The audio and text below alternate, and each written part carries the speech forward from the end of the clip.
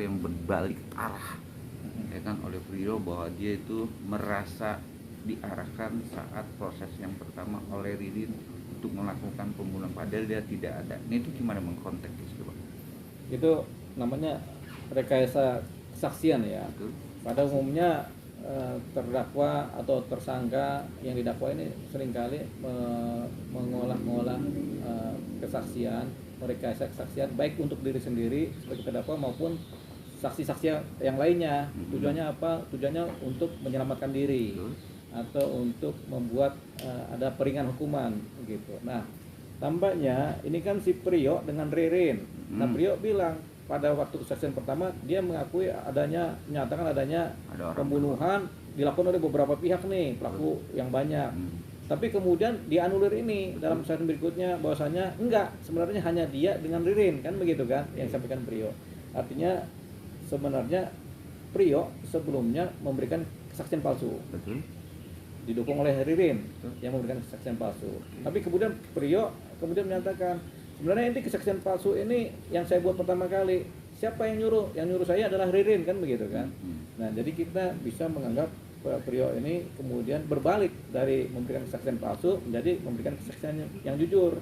Nah, tinggal waktu dia memberikan kesaksian palsu siapa yang nyuruh? Oh, kata Prio Ririn, kan gitu kan.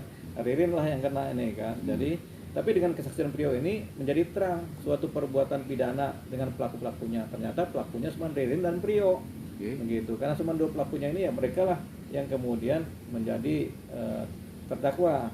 Pelaku lain fiktif gitu. Nah, sekarang terhadap rekayasa kesaksian ini siapa otaknya? Kalau Prio bilang Ririn akhirnya mengakui iya, berarti kan Ririn sebagai otak utama nih yang dimana membuat kesaksian keterangan palsu kan. Dia juga bisa dipidana tambahan lagi sebenarnya, diperberat hukumannya kan kalau ada hukuman terhadap dia gitu. Nah, si Prio dia bisa diperingan hukumannya karena sudah berkata jujur gitu. Jadi dia bisa dianggap sebagai terdakwa yang melakukan upaya kolaborasi dengan pihak penegak hukum, hakim maupun jaksa untuk membuat terang suatu hal terjadinya peristiwa pidana.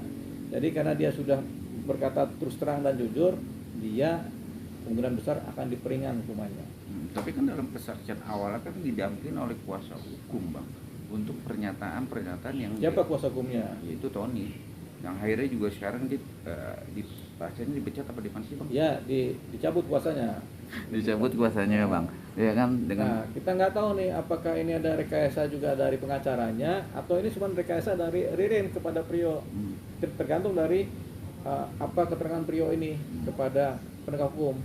Apakah ada rekayasa dari pengacara juga apa tidak? Oh, cuma rekayasa dari si ini aja, si Ririn aja, kan begitu. Nah, keterangan Prio ini nanti penting di persidangan. Kalau dia bilang ini ada rekayasa dari pengacaranya, aduh bisa kena tuh si siapa? Si Tony. Apalagi nanti kalau diperintah membuat laporan gitu. Bang, kemarin kan kesaksian dari Prio kan viral juga, Bang, dengan dia menjabarkan terjadinya pembunuhan.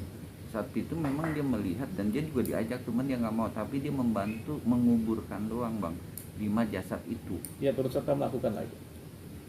Turut serta ya? Prio itu turut serta melakukan pembunuhan. Turut serta ya. Tidak melakukan pembunuhan tapi melakukan penguburan kan. Nah, itu turut serta, bagian dari turut serta melakukan. Gitu. Tapi menguatkan memang ada barang bukti yaitu palu yang dia lihat langsung untuk membunuh, untuk dipotong karena posisinya panjang. Akhirnya dibawa ke tukang las untuk dipotong. Diselidiki memang Ririn itu menyuruh untuk memotong barang itu jadi pendek untuk membunuh. Kekuatan hukum Ririn itu jadi otak utamanya bisa Abang nilai? Ya bisa. Kalau memang Prio menjadi saksi kunci, apalagi dibandingkan dengan bukti lain kan, dan pengakuan Ririn, berarti Ririn sebagai pelaku utama, sutradara pelaku utama itu dia. Gitu.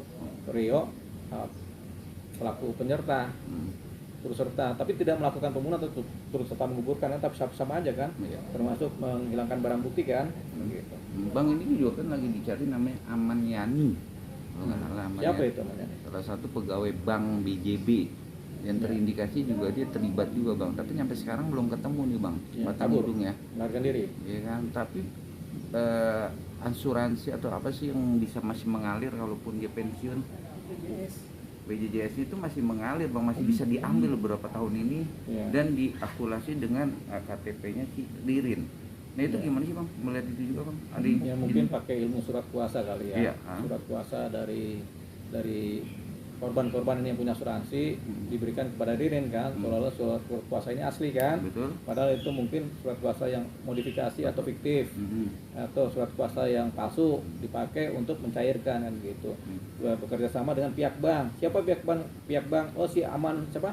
Aman ya nih. Aman Yani. Dia mungkin turut serta mencairkan ini kan asuransi. Kasusnya beda lagi. Jadi bukan kasus pembunuhan tapi kasus dokumen palsu. Tapi kan ada sangkut pada hutang piutang bang dalam proses ini. Iya, Bang. Nah, tentunya. akhirnya jadi pembunuhan bang. Tentunya itu rangkaiannya begitu. Jadi motif-motifnya sama modusnya. Bang dilihat dari CCTV, Tony sendiri sebagai kuasa hukum, dilihat dari CCTV itu memang bukannya Tony atau si Prio yang ada di CCTV itu, di orangnya gede. Itu gimana sih bang analisa hukum? CCTV yang mana ini? Yang ada di TKP itu bang. Ya kan si Tony nggak mungkin ada di TKP kalau ada. Dia melihat ada CCTV, disangkanya itu Ririn sama Prio. Tapi dengan raut muka dan body yang beda, itu Ya. bukan si Ririn sama si Prio. Ini ada orang lagi bang yang membunuh yang seaslinya.